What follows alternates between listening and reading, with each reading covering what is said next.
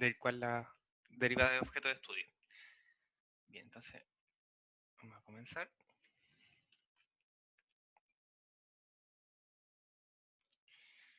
Bien, entonces como se señala, algunas de las aplicaciones más importantes del cálculo diferencial son los problemas de optimización, en los cuales se requiere encontrar de manera óptima, es decir, la mejor forma para hacer algo. Algunos ejemplos de estos problemas son, por ejemplo, cuál debe ser la forma de una lata tal que minimice los costos de fabricación, cuál es la aceleración máxima de un transbordador espacial. O sea, por ejemplo, esta es una pregunta importante, los astronautas tienen que soportar los efectos de la aceleración, etcétera. Otra pregunta sería cuál es el radio de una tráquea contraída que expele aire del modo más rápido al toser. ¿Qué ángulo debe formar los vasos sanguíneos al ramificarse, de modo que se minimice la energía consumida por el corazón al bombear la sangre, etcétera? Entonces, algunas de estas, ¿cierto?, son ejemplos de tipo de problemáticas que se pueden resolver aplicando cálculo diferencial en particular. Ya, entonces, hemos visto, hay una palabra que se nos puede repetir, ¿cierto? Tenemos mínimo, máximo, eh, mínimo, que minimiza, ¿cierto? Que maximiza. Ya, entonces, notamos que esa palabra resuena, ¿cierto? Ahí por importancia, entonces podemos notar que eh, el máximo y el mínimo son de relevancia en cuanto a una función, por lo tanto nuestro primer objeto de estudio será justamente los valores máximo y mínimo en funciones. Entonces observamos la gráfica ahí presentada. Notemos que el punto más alto es el punto de coordenadas 3,5, ¿cierto? Es decir, en otras palabras, el valor más grande de la función es f evaluado en 3, que es 5, ¿cierto? Por otro lado, notamos que el valor más bajo es f evaluado en 6, cuya imagen es 2, ¿cierto? Lo cual podemos decir que 5 es el máximo absoluto de f, mientras que 2 es el mínimo absoluto de f. Así, esto nos lleva a una primera definición. Entonces consideramos c un número real en un dominio de la función. Entonces f evaluado en c es valor máximo absoluto de f sobre su dominio si es que la función evaluada en este elemento c es mayor o igual que f de x para cualquier x en el dominio. Mientras que diremos que este valor c es un mínimo absoluto de f sobre su dominio si f evaluado en este valor c es menor o igual que f de x para todo x dentro del dominio. Entonces, en el fondo, lo que quiere decir que c, ¿cierto? El valor, al ser evaluado dentro de la función, va a ser mayor que cualquier otro elemento de la función, o bien menor que cualquier otro elemento de la función dentro de su dominio, que recibiría los nombres de valor máximo absoluto o bien mínimo absoluto, dependiendo, ¿cierto?, del estilo de desigualdad que ésta verifique. Entonces, un máximo o mínimo absolutos se le llama a veces máximo o mínimos globales. Los valores máximos y mínimos de f se llaman valores extremos de la función. Entonces podemos notar en este ejemplo, ¿ya?, la gráfica de una función con máximo absoluto en x igual a d, ¿cierto? Entonces podemos notar aquí que f evaluado en d, mientras que el mínimo absoluto se da para x igual a, ¿sí? Es decir, en f de a. Esto es que el punto d, aquí arriba, ¿cierto?, el punto d como f de es el punto más alto de la función, mientras que el punto de coordenadas a, f de a, ¿cierto?, es el más bajo. Ahora, si consideramos solo los valores cercanos a b, ¿ya?, es decir, sobre este tramo de la parte de la función, por ejemplo, entre el intervalo cerrado a, c, o intervalo abierto, perdón, a, c. Entonces, si cortamos, digamos, nos quedamos solo con esta parte del gráfico de la función, entre a y c, tenemos que f de b, es decir, que este punto de aquí arribita, es el más grande para estos valores de f de x, y en este caso recibe el nombre de máximo local de f sobre este intervalo a, c. ¿Bien? Por otro lado, f de c se llama mínimo local de f, en este caso, ¿cierto?, dado que eh, f de c, ¿cierto?, es menor o igual que f de x para cualquier x entre b y d. Entonces, si consideramos acá el intervalo abierto b, d, notamos que f de c es un mínimo local. Entonces esto nos permite establecer la segunda definición. Diremos que f de c es un máximo local de la función si f de c es mayor o igual que f de x cuando x está cerca de c. Esto quiere decir cuando x pertenece a un intervalo abierto al cual c pertenece, ¿cierto? Mientras que el valor mínimo local, de la misma manera, si f evaluado en este valor c es menor o igual que f de x para cualquier x dentro de este intervalo que contenga c. Entonces, en esta segunda definición, o en otros lugares, si decimos que algo es cierto cerca de C, queremos decir que es cierto en algún intervalo abierto que contiene a C. ¿Ya? Entonces ahí, digamos, se explicita lo que hemos estado diciendo. Entonces, en el ejemplo anterior, ¿cierto? De la curva, cuando hablábamos de cerca de C, ¿cierto? Estábamos considerando los intervalos abiertos formados por los puntos ahí identificados en la gráfica. Entonces, por ejemplo, ahora podemos ver que f evaluado en 4, ¿cierto? Que nos da como imagen, digamos, 5 ahí aproximadamente, es un mínimo local, pero no es absoluto, ¿sí? Puesto que f de x tiene valores menores cuando x está cerca del 12, ¿cierto? Entonces, por ejemplo, damos si consideramos este intervalo k, ¿ya? Notamos que la imagen del 12 a través de la función nos da 3, ¿cierto? El cual es mínimo local y mínimo absoluto. Entonces, si lo consideramos dentro de este intervalo, es mínimo local. Ahora, si lo consideramos dentro de todo el dominio de la curva, es absoluto. Ahora, en el intervalo j, si consideramos f evaluado en 8, ¿cierto? Tenemos que imagen acá 7. Notamos que este es un máximo local, si consideramos cualquiera de estos intervalos, pero no es absoluto, puesto que la función es mayor cerca de 1, ¿cierto? Entonces, si notamos cerca de 1, notamos que el punto es mayor, a pesar de que acá no tenemos una función cerrada. Es decir, en este caso podemos notar que dentro de este intervalo en el cual se ilustra la gráfica, podemos identificar un mínimo local, un mínimo local y a su vez mínimo absoluto. ¿Ya? Entonces notamos que máximo absoluto no necesariamente debe tener toda la función, ¿ya? Como en este caso. Entonces algunos de los ejemplos de estos recientes, como ejemplo número 1, consideremos la función coseno de x. Entonces la función f de x igual a coseno de x toma su valor máximo, ya sea local o absoluto, igual a 1, ¿ya? Infinitas veces. Sabemos que coseno evaluado en un múltiplo de 2pi, con n un entero cualquiera, es 1. ¿Sí? Recordando la gráfica de la función, ¿cierto? Sabemos que está acotada por el 1 y el menos 1, cuyo valor máximo es el 1, ¿cierto? Para cualquier entero n.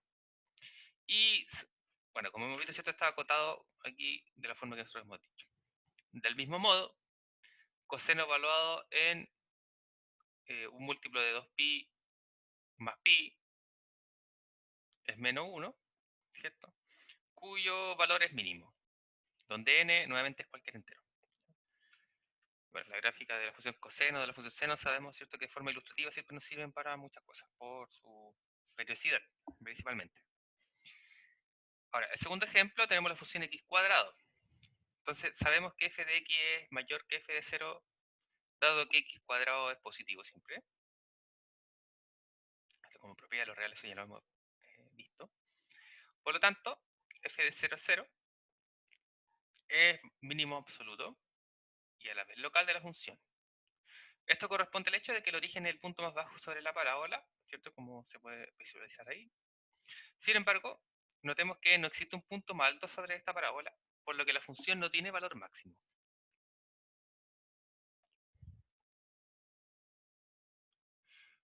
Como tercer ejemplo, consideremos la gráfica de la función f de x igual a x cubo, como se muestra en la figura, y notemos que esta función no tiene valor máximo absoluto ni valor mínimo absoluto. De hecho, tampoco posee valores extremos locales. Entonces, si notamos en cualquiera de estos puntos, ¿cierto? ¿Cuál sería el único caso aquí conflictivo, digamos? Sería en el origen, ¿cierto? En el centro. Oh, perdón. Pero bueno, sabemos que esto no es un máximo ni un mínimo. Ya. Pero bueno, posteriormente, ¿cierto? Será ahí objeto de estudio de la función x cubo para, para algunas cosas. Bien, y un cuarto ejemplo, entonces vamos a considerar esta función polinomial cuya curva se presenta ahí en el extremo de la derecha. Entonces, si f de x está definida como 3x elevado a cuarta menos 16x cubo más 18x cuadrado, cuyo dominio de x es el intervalo cerrado entre menos 1 y 4, o bien que x, ¿cierto?, está entre menos 1, considerando el menos 1, o bien menor que 4 inclusive también. Podemos observar que la imagen de f, la imagen de 1 a través de f es 5, ¿cierto? Es un máximo local. Si consideramos, eh, digamos, un intervalo desde 0 hasta 3, por ejemplo, ¿cierto? En tanto que el máximo absoluto es evaluado en menos 1, ¿cierto? Que nos da como imagen el 37. Este máximo absoluto no es máximo local porque se presenta en un punto extremo, ¿ya? Entonces recordemos aquí que para que fuese local tenía que estar en un intervalo abierto, ¿cierto? Entonces el máximo absoluto no siempre es un máximo local. Bueno, en caso contrario también es bastante evidente, ¿cierto? Sabemos que un máximo local no es máximo absoluto siempre. Pero esto nos quiere decir de igual forma que un máximo absoluto no siempre es máximo local, si es que este máximo absoluto se presenta en un punto extremo de la curva, ¿ya? O del dominio de la curva. Asimismo, notemos que f de 0, ¿cierto? Sabemos que es 0, según la definición de la función, es mínimo local en este intervalo, en el intervalo menos 1,1, y f de 3 es un mínimo absoluto cuya imagen es 27. ¿Ya? Entonces también es máximo local o bien absoluto. Entonces, ahora si se dan cuenta, ¿cierto? Uno presenta los máximos, los mínimos locales, principalmente en estos intervalos abiertos que se decía, pero en este caso, por ejemplo, f de 3, como es máximo absoluto, nosotros podríamos considerar como intervalo abierto en realidad todo el dominio de la función, ¿cierto? O bien ir acotándolo de alguna forma que sea útil, ¿cierto? Ahora, el hecho de que sea absoluto quiere decir que se presenta de esta forma para toda la función. También notemos en este gráfico que f no tiene valor local ni máximo en el valor 4, ¿cierto? Entonces aquí no tiene ni un mínimo ni un máximo en 4, a pesar de ser cerrado, ¿cierto? En este punto. Bien. Entonces a continuación presentaremos el teorema del valor extremo, lo que nos dice que si una función f es continua sobre un intervalo cerrado como b, entonces esta función alcanza un valor máximo absoluto y un mínimo absoluto en algunos números de este intervalo.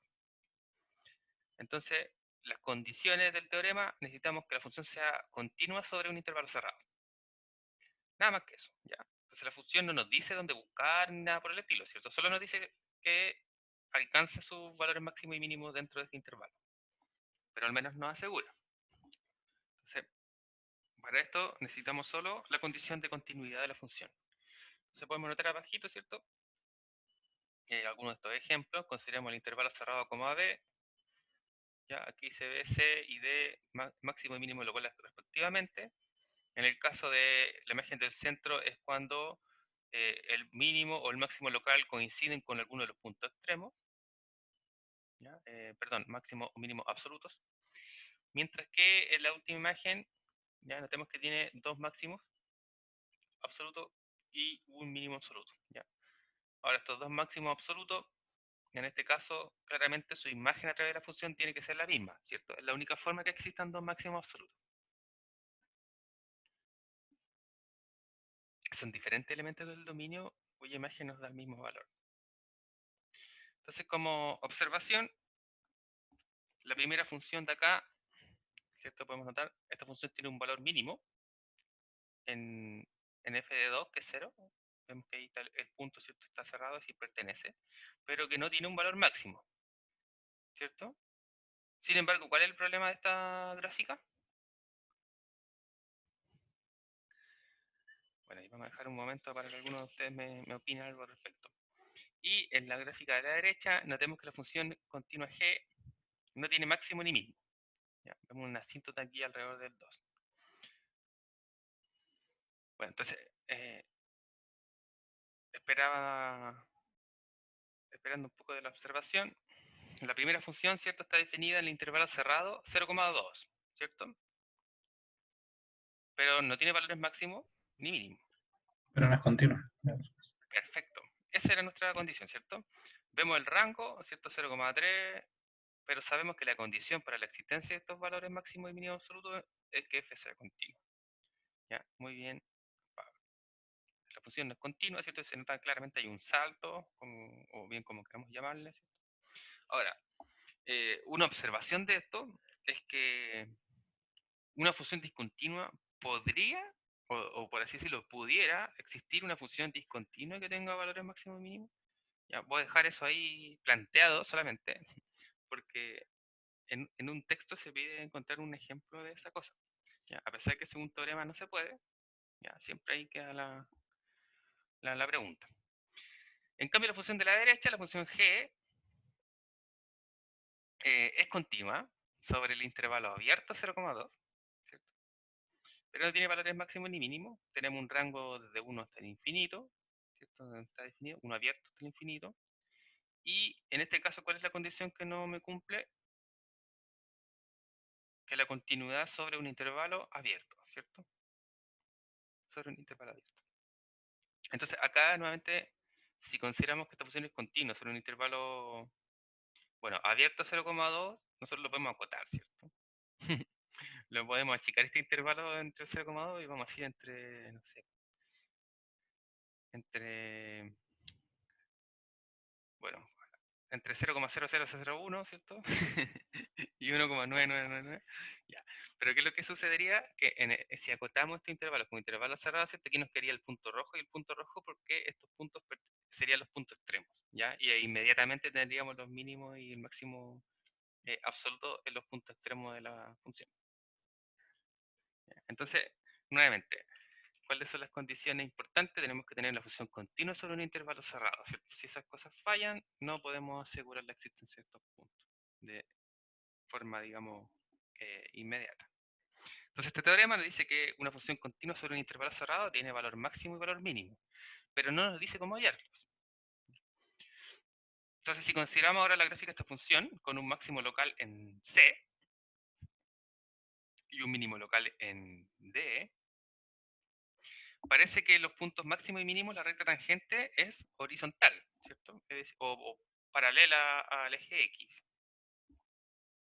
Entonces tiene pendiente cero, ¿cierto? La inclinación de la recta. Como la derivada interpreta la pendiente de la recta tangente, se puede deducir que la derivada de f en el punto C, es decir, f' evaluado en C, es cero.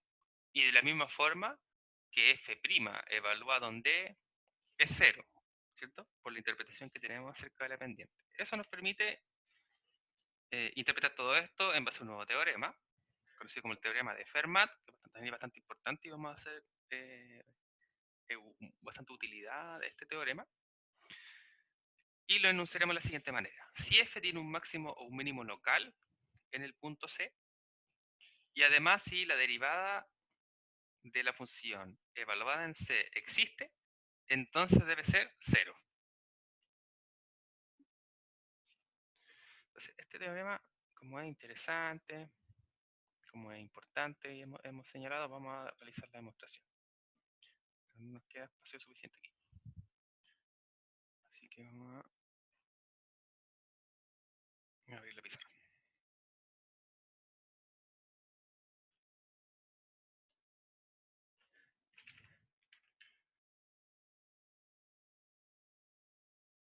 Mm, ahí sí.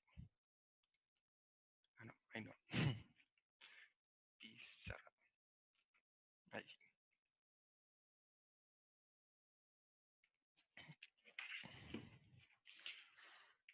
entonces las condiciones dicen que suponemos f que tiene máximo o bien un mínimo local en C. Ya, entonces uno puede usar cualquiera de las dos y eh, va a ser la misma cosa. ¿Ya? Entonces, por ejemplo, nosotros vamos a suponer que tiene un máximo y el mínimo local se hace exactamente de la misma manera, solo que cambia la desigualdad. Entonces vamos a poner aquí demostración. Entonces supongamos que f tiene un máximo local en x igual a c. Entonces, por definición, tenemos que f de c es mayor o igual que f de x para todo x en el dominio de la función. Bueno, perdón, en este caso me equivoqué, en un intervalo abierto, ¿cierto? Porque es local. ¿Ya? Recordemos que esto en todo el dominio si es que es absoluto. ¿Cierto? Y si es local, es en alrededor de C. Lo que quiere decir en el fondo es que este es un intervalo abierto, vamos a llamar a como B, ¿cierto? Con C perteneciente a este intervalo a como B. Entonces, esto, entre paréntesis, también esto podemos decir que esto significa alrededor de C, ¿cierto?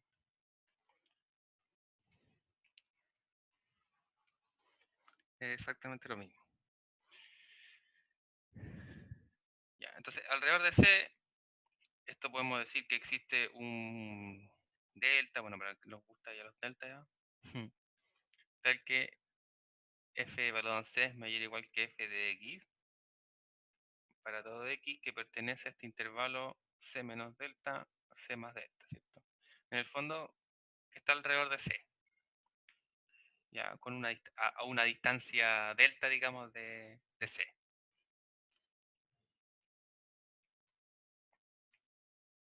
Bueno, entonces dado esto, consideremos h, un valor en R, un valor cercano a 0. ¿Ya? Entonces ahora recordemos esto, x igual c más h. ¿Ya? Entonces tenemos que si despejamos acá, h es x menos c, ¿cierto? Oh, perdón, x menos c. Ya, entonces, de tal manera que f evaluado en c más h menos f evaluado en c es menor o igual que 0. Perdón, aquí voy a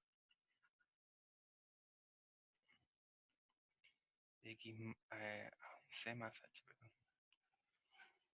C más h. Que esto menos f evaluado en c, menor o igual que 0. Luego,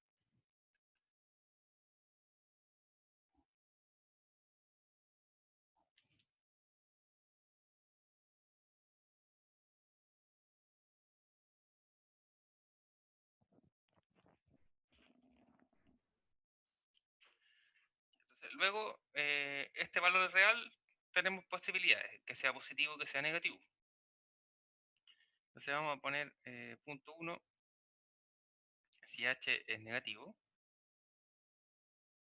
entonces tenemos que f evaluado en c más h menos f evaluado en c todo sobre h es positivo.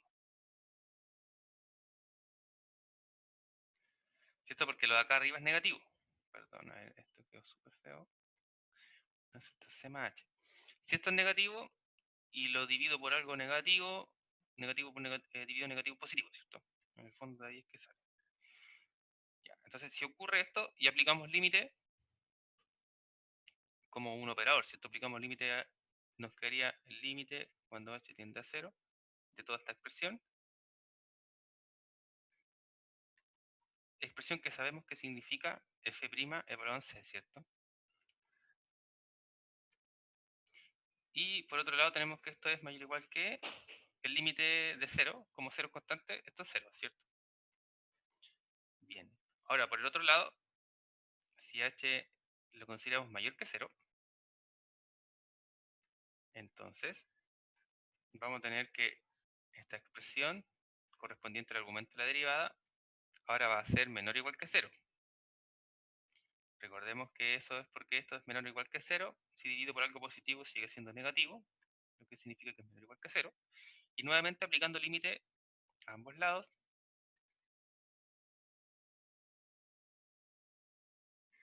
¿no? Nuevamente aplicando límite de esta misma expresión. La diferencia es que esto ahora es menor o igual que cero, ¿cierto? Justamente por esta expresión. Entonces, como f es diferenciable,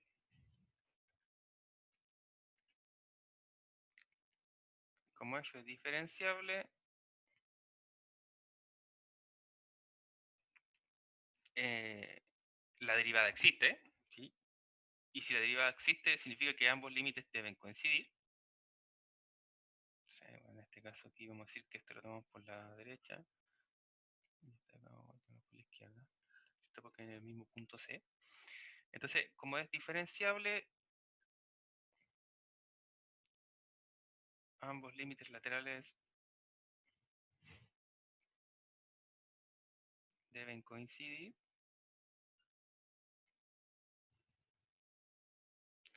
Por lo tanto, significa que f' de c es mayor o igual que 0, significa que f' de valor c es menor o igual que 0, ¿cierto? Y la única forma de que estas dos cosas coincidan es la igualdad, es decir, que f' de valor c es 0. Entonces, por lo tanto, bueno, ya escribimos por lo tanto ahí bajito, ¿cierto? Tenemos que la derivada de valor en este punto es 0, ya tal y como nos enuncia el teorema.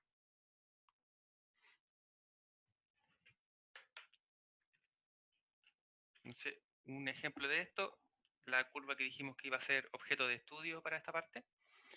Si f de x considerado como x cubo,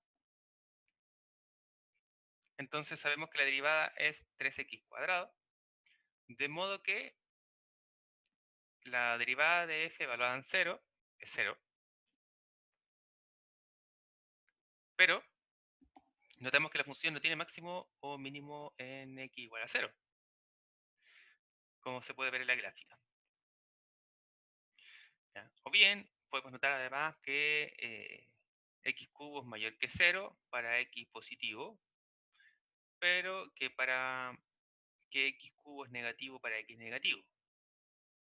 Entonces, el hecho de que la derivada evaluada en 0 es 0 significa que la curva x cubo tiene una recta tangente horizontal en el origen, 0,0, ¿ya? En lugar de tener un máximo o un mínimo en este punto.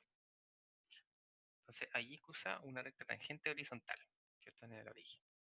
Entonces, esta curva, si bien presenta que la derivada evaluada en este punto es 0, f no presenta máximo o mínimo. Entonces, nuevamente, este es un ejemplo, ¿cierto? O un contraejemplo, digamos, que nos señala de que el recíproco no necesariamente es verdadero. Entonces, para una otra condición, otra función que ya hemos analizado también en los temas anteriores de derivación, si consideramos la función f de x como el valor absoluto de x, muestra un valor mínimo, tanto local como absoluto, en x igual a 0. Pero ese valor no puede determinarse utilizando la derivada de la función igualándola a 0, ¿cierto? Porque como ya hemos probado, la derivada en el punto 0 de esta función valor absoluto no existe, ¿ya? Entonces, si bien esta función con f evaluado en 0 es 0 es un valor mínimo, pero la derivada evaluada en 0 no existe. Entonces, como precaución, se hace la observación de que estos dos ejemplos anteriores muestran que se debe ser muy cuidadoso al aplicar el teorema de Fermat, ¿ya? Este último ejemplo demuestra que aun cuando la derivada en el punto es 0, no necesariamente hay un máximo o un mínimo en el x igual a c. Entonces, en otras palabras, el inverso del teorema de Fermat en general es falso. Además, podría haber un valor extremo aun cuando la derivada evaluada en c no exista, como también vimos en el segundo caso, ¿cierto? Del valor absoluto, que era el caso de que había un mínimo. ¿Ya? Entonces ahí la precaución nuevamente es a considerar el enunciado del teorema en el orden que corresponden, ¿cierto? Y no su recíproco, es decir, no malinterpretar, digamos, hacia ambas direcciones las proposiciones de este teorema. El teorema de Fermat sugiere en realidad que por lo menos se debe empezar a buscar los valores extremos de la función donde la derivada se hace cero, o bien donde la derivada no existe, ¿ya?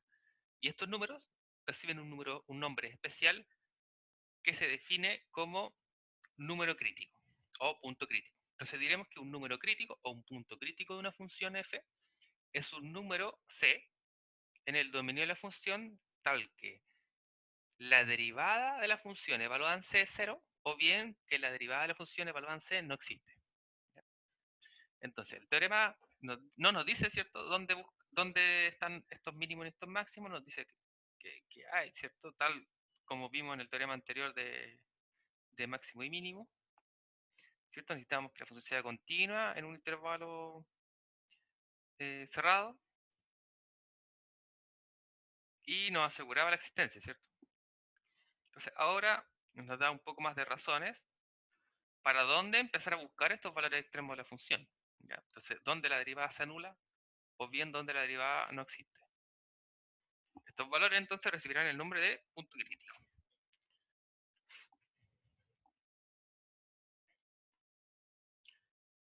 Y entonces veremos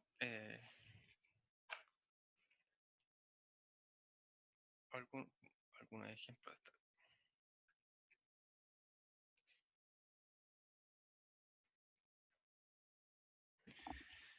Y entonces como ejemplo vamos a pedir determinar los valores críticos o puntos críticos o números críticos de. Entonces, en primer caso, vamos a considerar la función como x cubo menos 3x cuadrado No está compartiendo pantalla, profesor. 24x más 8. Ah, gracias.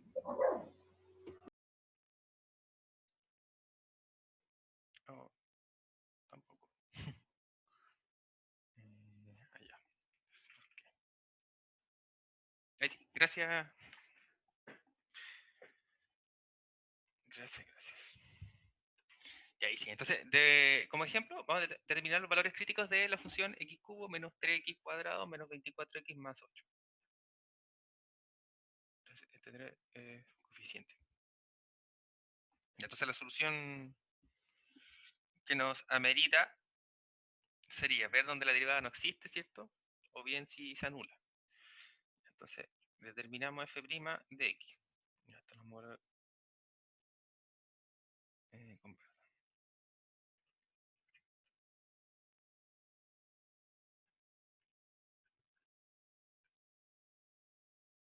Ya, entonces primero derivamos para ver si esta no existe o bien se anulan algunos de los valores. Entonces, como es polinomial, podemos separar por regla de la suma, ¿cierto? Entonces cada uno de los componentes la vamos derivando por separado. Entonces, la derivada de x cubo es 3x cuadrado, la derivada de 3x cuadrado sería 6x, la derivada de 24x es 24 y la derivada de 8 es 0. Entonces queda hasta ahí. Entonces tenemos 3x cuadrado menos 6x menos 24. ¿Ya? Y entonces teorema de Fermat nos sugiere, teorema entonces de Fermat sugiere buscar donde la derivada se anula. Porque en este caso sabemos que la derivada sí existe por la naturaleza de la función simplemente, ¿cierto? Si es polinomial sabemos que no hay ningún problema aquí, así que está de más, ¿cierto? Buscar donde la derivada no existe. Y entonces, ¿dónde se hace cero? En el fondo. Entonces, así quiere decir que 3x cuadrado menos 6x menos 24 es cero, ¿cierto? Donde se anula la derivada. Entonces, ¿cuándo esta cosa es cero? Sí, solo sí, y hay uno va a factorizar, por ejemplo, primero por 3. De hecho, vamos a ir haciéndolo hacia abajito mejor para... Si factorizamos por 3, entonces tenemos x cuadrado menos 2x 8 igual 0. Y esto también se puede factorizar. Entonces 4 y 2, x, y necesitamos que sea menos y más, ¿cierto? Que la diferencia sea negativa, o bien que la suma sea negativa y que el producto sea negativo, diferentes signos, el mayor de ellos negativo, y así podemos factorizar inmediatamente todo este término. Ya, entonces, así podemos hallar que para x igual 4 y que para x igual menos 2, ¿cierto? Ahora, bueno, ahí nuevamente uno se salta un paso, pero recordemos, ¿cierto? Que esto lo que implica en el fondo es que x menos 4 es 0, uno despeja ahí, me queda x igual 4. Y por el otro caso, que si x más 2 es 0, entonces uno despeja, esto es menos 2, ¿cierto? Ya, entonces esos son los puntos críticos. Con el fondo van a ser los valores que me anulan la derivada. Ya, ahí los hemos encontrado. Uno puede... eh,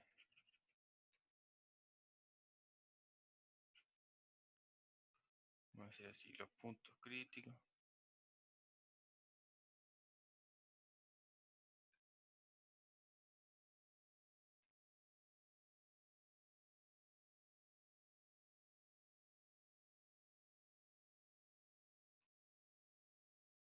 Y aquí igual menos 2.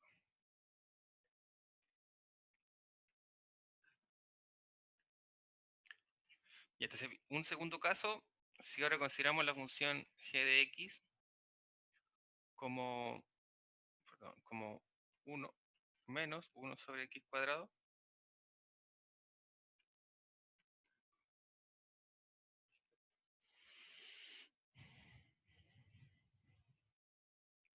y entonces la primera es derivar, ¿cierto?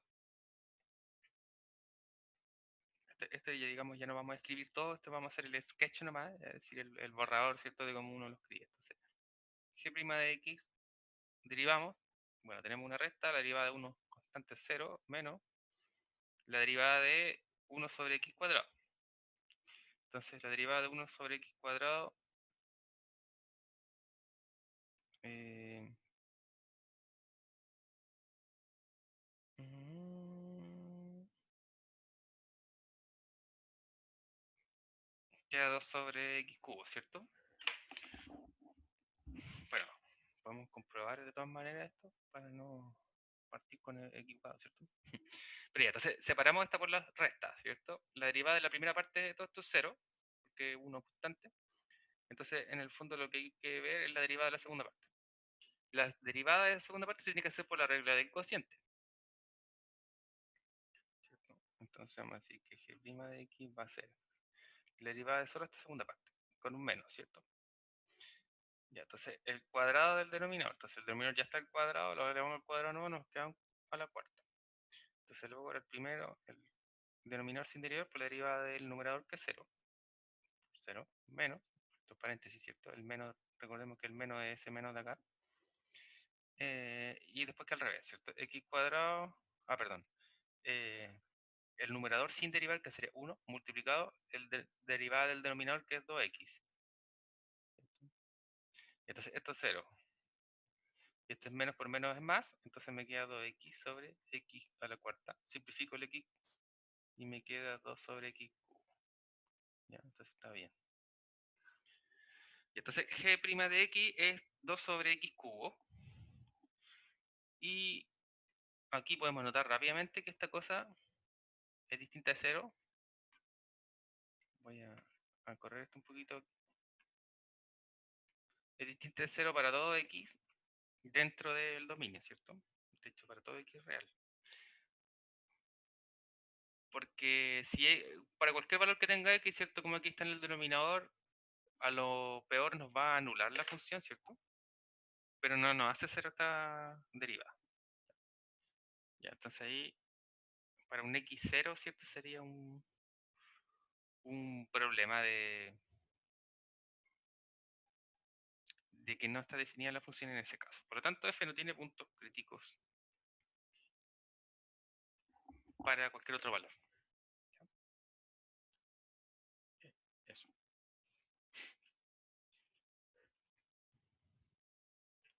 Entonces vamos a decir, por lo que f no tendría punto crítico. ¿Ya?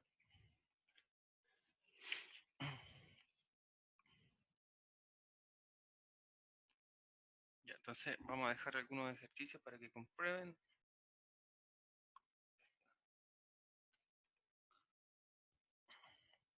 Entonces, hallar si existen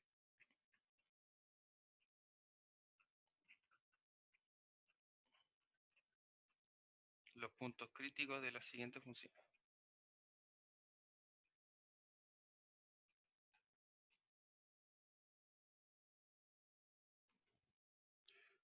Entonces, supongamos f de x igual a x cubo menos 3x.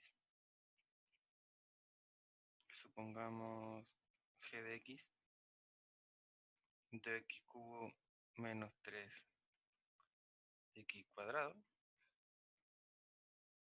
Supongamos h de x igual a e a la 3x. Entonces aquí, ¿cierto? Van a ir practicando tanto derivada como en geometría actual.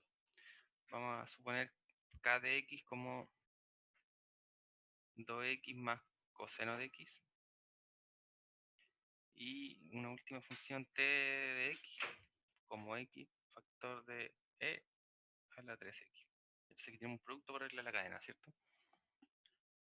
Ya, entonces, bueno, la derivada debería ser la parte digamos, más lenta, eh, más que después evaluar y tratar de buscar un valor que me hace cero esta función. Y entonces, por ejemplo, las cosas con exponencial, acá, como tenemos un producto y una por regla de cadena, lo más probable es que me va a quedar una suma, ¿cierto? La derivada. Entonces, la derivada es que me quede suma y que queramos anular a cero la cosa. Entonces, uno supongamos que es cero para buscar el valor. Entonces, después tiene que en el fondo igualar los términos de la suma. O bien que uno tiene que ser el inverso del otro. Entonces, esto, ¿sabes qué es lo que quiero decir yo? Supongamos P. Ya, supongamos que existe un P' de X tales que me da, por decir algo, 3X más el exponencial a la X, ¿ya? Y como uno quiere buscar los puntos críticos, uno lo que va a hacer es que esta cosa la va a igualar a cero, ¿cierto? Y después va a tratar de ver cuáles son estos valores que esa cosa me da cero. Y entonces, si uno supone que es cero, en realidad otra cosa que tendría que ver es cuáles son los valores de X tales que me dan, por ejemplo, eso, ¿cierto? Esa es una de las otras opciones. Eh, como tipo de ecuaciones. Oh, perdón. ¿Ya? Pero por ejemplo aquí, ¿cómo uno sabe que estas cosas no pueden suceder? Por ejemplo, con respecto a la función exponencial, ¿cierto? Si se acuerdan cuál es el rango de la función exponencial, pueden haber valores negativos, por ejemplo, ¿cierto? Pueden haber valores muy cercanos al cero, ¿cierto? Bueno, si el x es negativo, me quedarían valores positivos reales cercanos, digamos, menores que 1, pero mayores que 0, ¿cierto? Si es que el exponente es negativo. Y ahí me quedaría, por ejemplo, 3 igual a 1 sobre la exponencial de la x. Ahora, ¿cuál sería ese x que me funciona para que la exponencial? Bueno, un x arbitrario. Y entonces, ahí, digamos que estos ejercicios propuestos, de hecho, son ejercicios que también salen del texto Lestuart, ¿ya? Así que ahí, dentro de los ejercicios propuestos, también pueden echarle un mayor ojo respecto a lo que sale. Eso. Bueno, chicos, no sé si les queda alguna duda. Vamos a quedar hasta acá por el día de hoy. Y continuaremos con las aplicaciones de la derivada a partir del miércoles.